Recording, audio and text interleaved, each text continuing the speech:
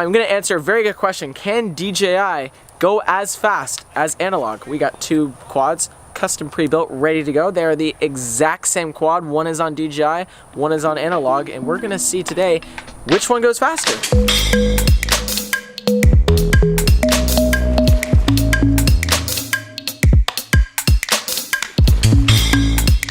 What's going on, guys? This is Ron from OAS. We are at Bill Frederick Park in Orlando, Florida, and this is the drone zone for FPV racing. I think that was one of the only things that was missing in the FPV industry was a safe place to go fly and race or do whatever you wanted to do without being bothered. You know, this is a safe place for people to come and not worry about anything. Just go ahead, rip some pack, and if you want to learn how to race, which it can be intimidating, this was one of the reasons we set this up for that. Here is the home of the rotor racers. So we do have multi-GP official size gates. We've held some pretty large races here. I actually orchestrated, we had a 30-foot Jacob's ladder, we had a triple dive gate, a power loop gate, and some slaloms and chicanes. It was crazy. It was absolutely amazing. Evan Turner actually came out and won. The monthly points race is more so for the hobbyists to intermingle with the pro guys, to come out here and get like racing tips and things like that, so they can progress through the sport and ultimately help it grow. So we've tried to remove like all the variables possible to kind of make it a controlled test. We have two quads that have been built. It's a frame that I designed. It's the OAS Volk, and Volk means wolf in Russian. 6S power, same ESCs, same flight controller. The only difference is one system is an analog system and one is the digital. So they'll be able to essentially race the same quad back to back on the same course and see how it affects their times, how it affects their their experience or their ability to predict turns or whatever. So despite the fact that Rotor Riot has completely and ubiquitously sold its soul to DJI, and we're complete chills, link in the description where you can buy all the DJI FPV gear. Please support us at rotorriot.com. This episode is not sponsored by DJI. If you've been following our channel for a while, you have seen we've worked with DJI. They've supported a ton of our content, and we really appreciate that support. And while this concept is actually something they wanted us to do, we felt it'd be better to do on an episode that was not sponsored by them, so that you guys can be sure that there's no kind of bias or sway that we're building into the results. We're going to be showing you exactly what happens. You're seeing if the latency is there, can you race with it? Is it a feasible option for racing? And I'm gonna tell you right now, it is, but we're gonna let one of the pros test it out and see how he likes it. So the plan is we're gonna do 6 batteries total. We're gonna do 3 batteries on analog, 3 batteries on DJI. So these batteries that I fly, these first ones here, are my very first batteries flying these quads. So we're gonna go 1 battery analog, then 1 battery on DJI, and vice versa until we basically flown an even number of batteries on each setup, and then we'll compare the times and see where we're at. So just to make the testing a bit more fair, so I don't have to learn the track or anything like that, I went ahead and flew the track a few times on some of my own personal setups. That way I know the course, I know where all the gates are and everything like that. It's just gonna come down to flying the quads now. Barbell, let me know when you're ready to go. I am ready.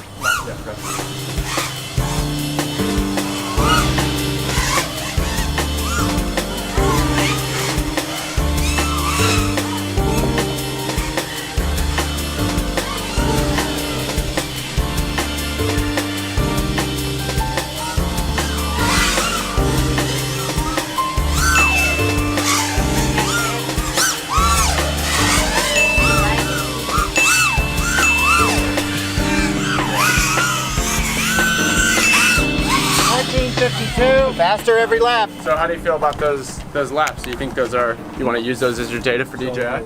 For the first battery, yeah, I think I'll get faster. I need, if I bump that camera is a bit low angle-wise, so I just need to bump it up. So one thing I noticed flying the DJI is every time we went around that corner, I'm not sure if it was set to 25 milliwatt or 700, but I could definitely feel and see the latency, like the frames stop for just a second. It wasn't anything that messed me up, really. It's kind of like static where you just know where it's going to be, but I definitely noticed it when I was coming around the tree. Otherwise, the image looked pretty good. All right, you ready? Yes, I'm ready. Everybody has it. That's one of the biggest things.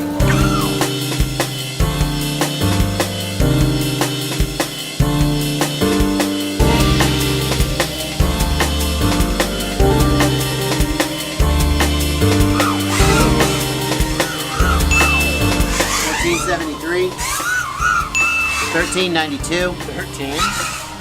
Oh no. Oh wow. 12.82. Yep. 1282 is the top. For now, analog 1282. What I'm gonna do to make the DJI more fair is I'm gonna run 2 batteries back to back on it without switching. That way I'm kind of getting the memory of it, and we'll see. We're not ready. Because Ready. 1471. That's his first lap is always slower. Oh, I cheat, dang it. This is not gonna be a fast one. 1559.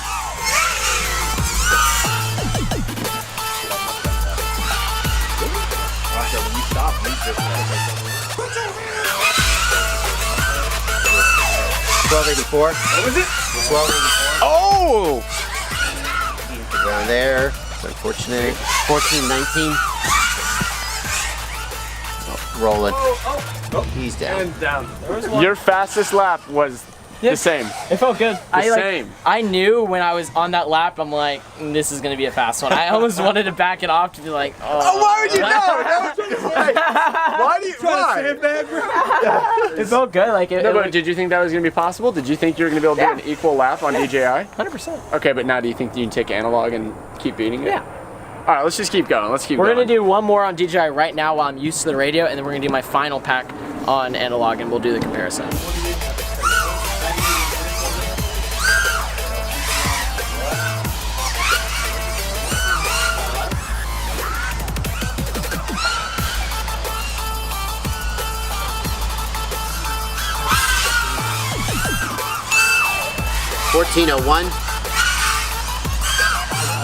This is not. I just went lights out. She's done. Battery came off. Yeah, I went lights out. Battery came I off. crashed. I'm just gonna be honest though when I say it. Like I can see and fight this variable latency this entire time. And Is the latency changing in the goggles? Yes. When I can tell you for a fact.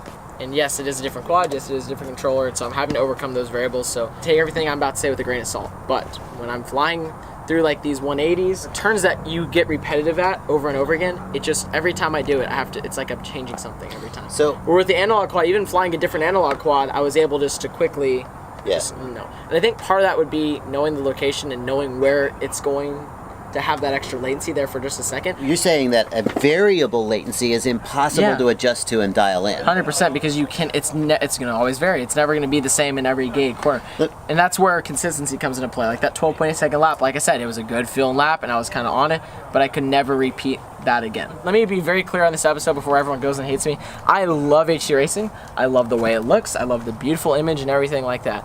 I want this to be a great system. We don't know. I think it will be a great system. It is just not there for racing right now. That used to be an MMCX connector. That used to be an MMCS. That could be. When did that happen? Yeah, we don't know. So we don't know if that run was good, bad. What we know is he's done running DJI for the day. Yeah. And what we know is the average so far is DJI is performing worse. But if you just consider the fastest lap, they're even. So I think you need to take another analog run and see one more analog run. can you beat it, So- and if so, I'll how beat much it. can If you you go beat out there for and sure. you just put in 12-second laps on analog, bing, bing, bing, No, I'll do it. then that just proves So it. the latency you said you hit in a dive gate, you come closer to the ground on the exit on a dive gate every single time. Yep. That's With- true. with Yep. I'm digital. finding myself on So a you're lot of seeing- gates. I Yeah, get it. sometimes I'm skimming the ground, sometimes I'm not. I think the biggest thing I take away from this all is it's just not the same every time. So whether that was because of the MMCX antennas or not, I don't know. But we're gonna fly the analog quad one more time. Keep going.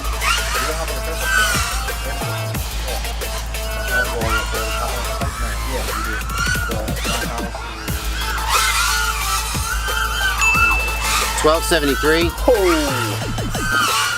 Right on it. You finally beat DJI a little bit.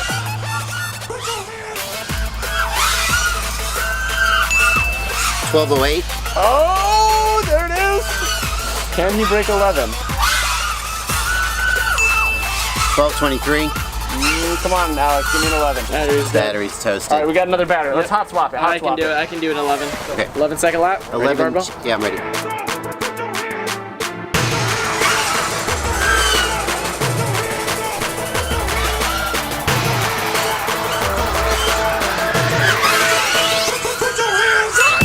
$11.99. $11.99? Oh, does that count as 11?